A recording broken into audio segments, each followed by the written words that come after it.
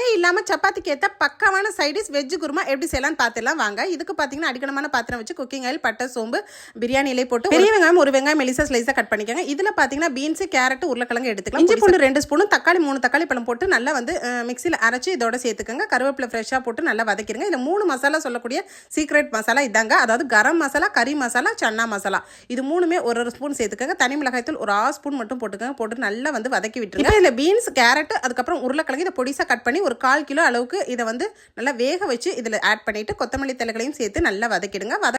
இதில் கெட்டியான தயிர் 1 ஸ்பூன் சேர்த்துக்கலாங்க. வதக்கினதுக்கப்புறம் இப்போ வந்து தண்ணி தேவையான அளவு சேர்த்துட்டு உப்பு போட்டு கொதிக்க வச்சு இறக்கிட்டிங்கன்னா செம்ம டேஸ்ட்டான ஒரு சப்பாத்தி குருமா ரெடி ஆயிரும். இது பார்த்தீங்கன்னா பக்காவான வெஜ் குருமா. இதில் பார்த்தீங்கன்னா நம்ம தேங்காயே சேர்க்காம ஒரு இமீடியட்டாக அர்ஜென்ட்டாக ஒரு 10 நிமிஷத்தில் செஞ்சிடலாம். ஸோ இன்றைக்கி நான் செஞ்சு காமிச்சிருக்கேன் இந்த சப்பாத்தி வெஜ் குருமா வீடியோ பிடிச்சிருந்தா நம்ம வீடியோக்கு லைக் போட்டு நிறைய ஷேர் பண்ணிக்கோங்க. தேங்க்யூ. தேங்க்ஸ் ஃபார் வாட்சிங்.